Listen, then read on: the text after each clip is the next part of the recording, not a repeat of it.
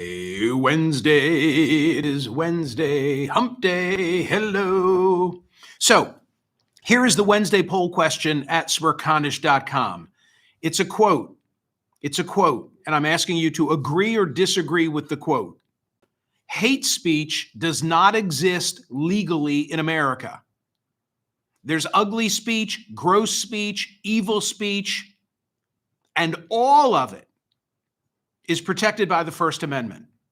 I'll explain in just a moment. Speaking of mingle opportunities, my friends at Parx Casino, this Saturday is the absolute biggest day in Pennsylvania horse racing. Parx Casino and the Pennsylvania Thoroughbred Horsemen's Association present the 2025 Bet Parx Pennsylvania Derby and Cotillion Day. TC is going to be there wearing a frumpy hat. This Saturday, all day, live horse racing. What an opportunity to mingle. Join the fun as the world's best horses compete in two different $1 million races at Parx Casino in Bensalem, PA. Two races where the purse in each race is $1 million. Horses and trainers from across the country make this trip every year. The 2025 Bet Parx Pennsylvania Derby and Cotillion Day. Free family fun, pony rides, spring bands, face painters, live music. It all happens at Parx Casino. And then, by the way, Saturday night, they've got Australian Pink Floyd coming to town. Go to Parx Casino. This is parxracing.com, P-A-R-X racing.com. Got to be 18 to wager at Parx Racing and 21 to gamble at Parx Casino. Gambling problem, call 1-800-GAMBLER. Another mingling opportunity is tonight right here on YouTube, my YouTube channel. Please make sure that you're here tonight for what I'm calling episode 1 of the Mingle Project. Michael, what do you mean episode 1? You've been talking about the Mingle Project for 5 years? Why is tonight episode 1? Because we're doing something different tonight. And I'm excited about it. And it's very fluid, and I'll talk about it on radio today. But please be here at 8 p.m. Eastern tonight. 3 things that I summarized the Mingle Project as, and I'm trying to come up with a better way to synthesize them. But at its core, what am I saying? We have no shared purpose. And by that, I mean, number 2, no feeling that we're in this together. And it's caused by, in my opinion, a decline of common experience. I tried to summarize that, and I came up with this. See what you think of it. No shared mission, no common bond, no unifying experiences. Well, tonight at 8 p.m. will be a unifying experience if you join me on YouTube. Tuesday's poll result. Now, wow, this was a trick question, I said. Tuesday's poll result. Could Utah Governor Spencer Cox be elected president?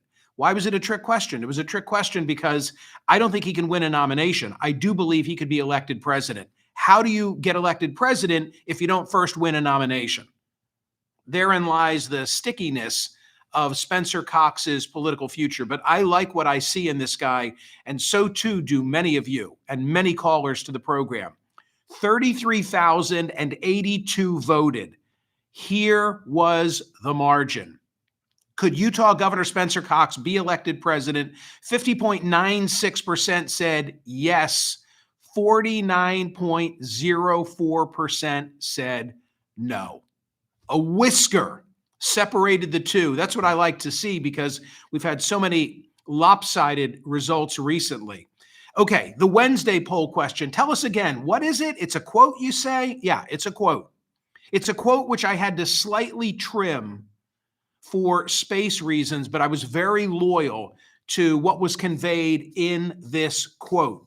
And I can't wait to tell you at the end from whom the quote is derived. The quote is this, and I'm asking if you agree or disagree. Hate speech does not exist legally in America. There's ugly speech, gross speech, evil speech, and all of it is protected by the First Amendment. I'm bringing this up and made this the poll question today because of all of these incidents that we've been talking about on air, and there are even more of them today. You know, so-called cancel culture being initiated by conservatives now because of tasteless reaction. That's the way I think I'll summarize it, to the assassination a week ago today of Charlie Kirk. So, for example, there is this story. This came from The Hill. Attorney General Pam Bondi said that the Justice Department was investigating an incident involving a Michigan Office Depot employee who refused to print flyers advertising a vigil for Charlie Kirk. And Pam Bondi, during an appearance on Hannity, said businesses cannot discriminate. If you want to go in and print posters with Charlie's pictures on them for a vigil, you have to let them do that. We can prosecute you for that, said Attorney General Pam Bondi. Office Depot said that they removed an employee responsible for denying the order placed by the Kalamazoo County Republican Party. The company released a statement and said the behavior displayed by our associate is completely unacceptable and insensitive, violates our company policies, and does not reflect the values we uphold at Office Depot. There are a whole host of interesting questions there. So you work at Office Depot and somebody comes in and they want to print a flyer. Do you have a right to refuse their business? And then the question that we've spent a lot of time talking about, which is no matter what you do as the frontline employee, can your employer fire you? Or, said differently, does the Office Depot employee have a quote unquote First Amendment right to say to their employer, I'm not doing that? And the employer then fires them. Well, my First Amendment. No, I've been over this a million times. That employer can fire you for the color of your shoes. Because unless you've got a contract or unless there's some civil rights aspect to this, you are an at-will employee. But there are all sort of these controversies that are arising. I saw another one that came from a Texas roadhouse in Milton, Florida, where it was a person's wife who said something. And I'll explain it all on radio, but somebody got fired because of what their wife said. I mean, these things are totally out of control, and Pam Bondi has added fuel to the fire by either misstating or not understanding free speech, the First Amendment, and all of these issues. What did she say? She was on a podcast with Katie Miller, the wife of Stephen Miller, top Trump advisor, and she suggested that there might be limits on anti-Kirk speech after his killing during the events at Utah Valley. Quote, this is what got her in trouble. There's free speech, and then there's hate speech, and there's no place, especially now after what happened to Charlie in society, for hate speech. There's a follow-up question. Pam Bondi is asked if she would like to see more law enforcement going after these groups who are using hate speech. And the Attorney General responds by saying, we will absolutely target you, go after you if you are targeting anyone with hate speech, and that's across the aisle. Well, that's just not what the Brandenburg case represents. She misstated the law. She overstated her authority. President Trump threw fuel on the fire when he had an exchange with Jonathan Karl from ABC as he was headed to the UK yesterday. I'll play that audio on radio as well. Then entered Justice Sotomayor, and she said, quote, and she was talking about Pam Bondi, but she didn't name check her. Every time I listen to a lawyer-trained representative saying we should criminalize free speech in some way, I think to myself, that law school failed. That was Justice Sotomayor at NYU's law school yesterday. And Pam Bondi's been hammered in the Wall Street Journal editorial page. Pam Bondi's been hammered in the Washington Post editorial page. The Brandenburg case, as pointed out by the Wall Street Journal, stands for this proposition. Here you go. Here's a tidbit. You can be smart at work today if you're going to work today when you tell your friends, well, Brandenburg allows, here's what Brandenburg versus Ohio says, that government can punish speech as incitement only if it's directed toward and likely to produce imminent lawless action. General expressions of hate on the internet are despicable. They are not cause for prosecution. That's what Pam Bondi should have said. Condemn the haters, but unless their speech is directed and likely to produce imminent lawless action, you can say then whatever you want to say. Okay, Michael, take me back to the poll question. What did you say the poll question was today? Well, I was asking you whether you agree with a particular quote. Here's the quote. Hate speech does not exist legally in America. There's ugly speech, there's gross speech, there's evil speech, and all of it is protected by the First Amendment. What does that mean? It means that hate speech does not exist legally in America.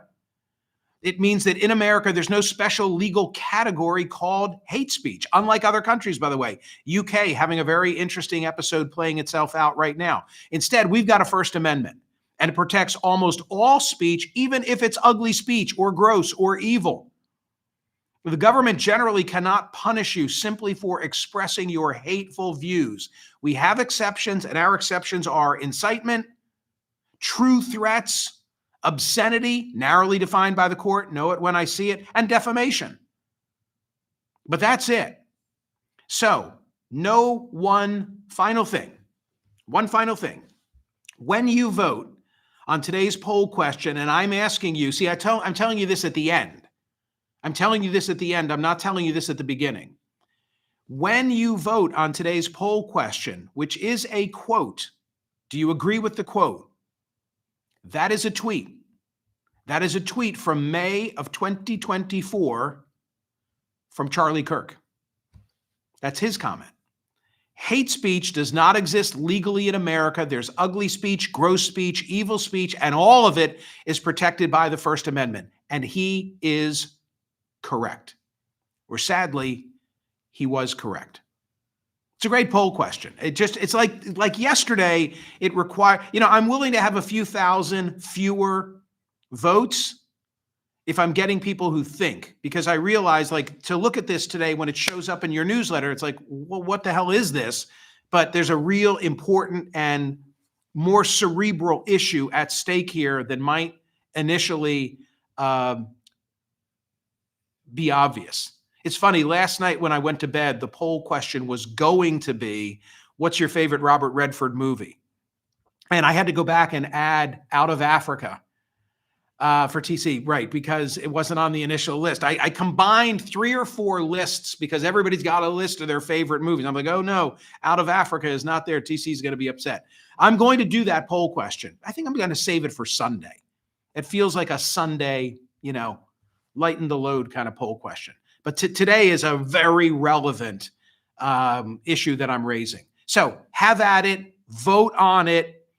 Please come back to my YouTube channel tonight at 8 p.m. This might be really cool. It might be really cool. I know that, well, I know this. I know I'm working it, and it's important.